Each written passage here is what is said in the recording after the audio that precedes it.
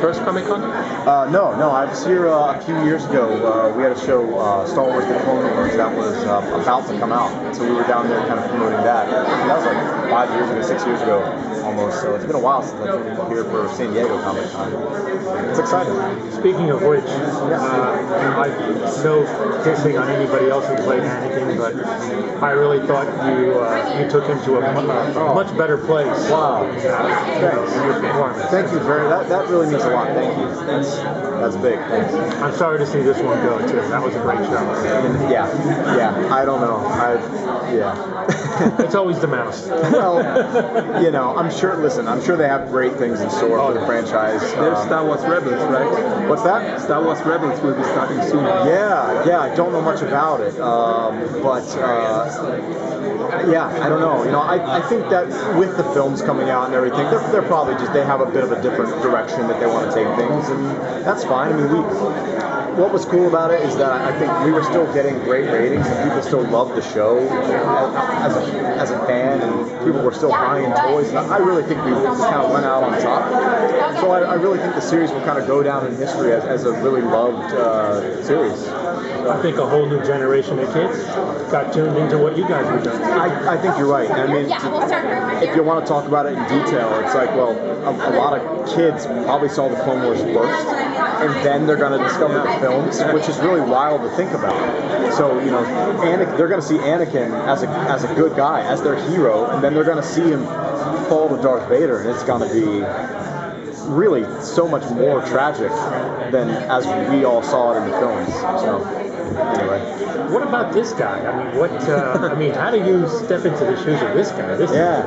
Well, there's no book on how to play a guy like that. No, but that's kind of the nice thing because we don't know who the Atrians are. We don't know how they act or what they feel or how they bleed or anything like that. We don't really know much about them, so it's kind of nice because I can kind of make it my own and make something new that we've not seen before. So I guess first and foremost, I've been working on a on-camera TV show for a while, and Starcrossed is so different from what I was doing the last 5 years that it's exciting to kind of step into something that's really in the opposite direction. The sci-fi aspect and kind of the excitement of the epicness, the epic feel of humans versus aliens was so much more than what I was doing the last 5 years. Not to take anything away from it, but I'm just saying that it's so different in an exciting way. So that's really what drew me to it. Of course, the team behind it really drew me to it as well.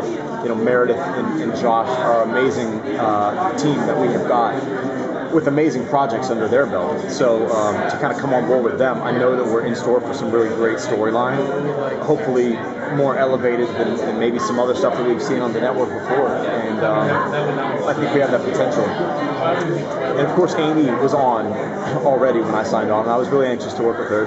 She's a great actor, and she's just as sweet as she is a good actor. So it's just exciting, and it's just new and fresh and fun. And I like the whole sci-fi thing. We're sitting here talking about Star Wars, and I can talk about it all day. I love that. I love the sci-fi element, and I'm a huge sci-fi fan myself. So to kind of work on something, so when I can go to something like this and talk about kind of some cool stuff as opposed to just some romances here and there, and some money, some rich kids. It's fun. So did you choose this project because it was so opposite of what you were doing? Yeah, I mean, right when 90210 ended, the day that it ended, the day we found out, we had gotten some calls about a couple other projects that were happening, and this was one of them, and I read it, and I loved it, and like you had said, it was just so different, and such a departure from Beverly Hills, rich kid, 90210 lifestyle. It's just a different world, a different feel, a different world, a different look. We had Gary Fleeter come on for the pilot, so the look of the thing was really great, and hopefully that carries out to the series. So, and of course, I'm blessed to be working. So, and yeah.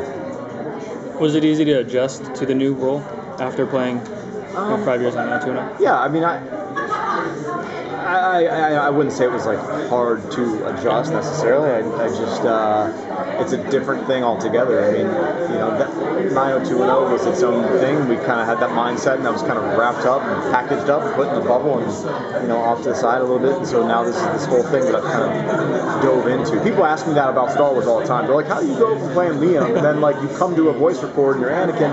I don't know. You just compartmentalize and you get into one mode, and then you get into another mode. I mean, it's, when you were a kid and you're pretending, you're playing alien versus cowboy or whatever, you don't have to think, okay, well now let me prepare to get into this cowboy. You just do it. You're just excited You're about just it. excited to do it. That's how I feel. I'm just excited to do it. Just jump in and you get excited about who are the Atrians and like where do they come from? What powers do they have? How do they have like a class system back on their planet?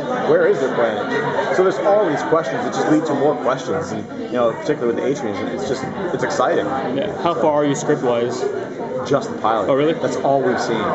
So people are asking us all these questions about upcoming storyline, and we're like, I don't know. we don't know anything.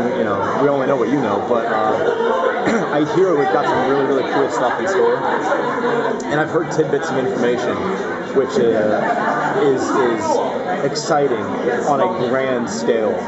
We're not just talking. Thank you so much. Really appreciate it. Oh, thanks. Just one quick thing is one of the underlying themes that's kind of hooking me on the show is acceptance and tolerance. Those two things. Yes. And I think that's what's going to carry you past, deeper into the season. Yeah, I mean, I think that's why this show, but just this show in particular has a lot of potential to it because it has a chance to be very deep, and it has a chance to tackle all these issues that we as a society have dealt with 50 years ago and are still dealing with in areas today. It's got a chance to feel epic and possibly two worlds colliding, and hopefully we can capture that. I know it's TV shows are, as opposed to movies, are a lot of times quicker, and sometimes we don't have time for in-depth storyline, but I think we're going to do all we can to really try to sink in to what we're seeing and to what kind of information comes out about these two societies.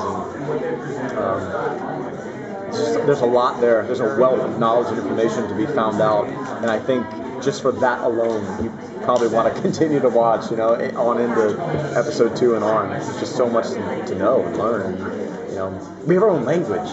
The Atrians have their own language. It's actually already been, developed. It's the same guy who developed the language for Game of Thrones.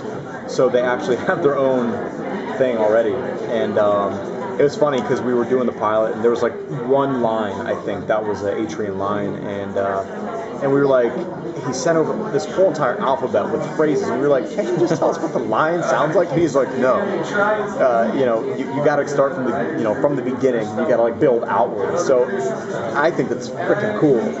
So hopefully in time I'll actually be able to learn the Atrian language. So Very quick, what's on your TiVo? what's on my TiVo? Yeah. Oh man, I've got Walking Dead. I've got The Americans. Oh, nice. I've got New Girl. I watched this cop show called The First 48 a lot. Oh, yeah. It's really intriguing. So all that stuff when I get a chance. My wife will love you for that. Yeah, it's so interesting, and you learn so much about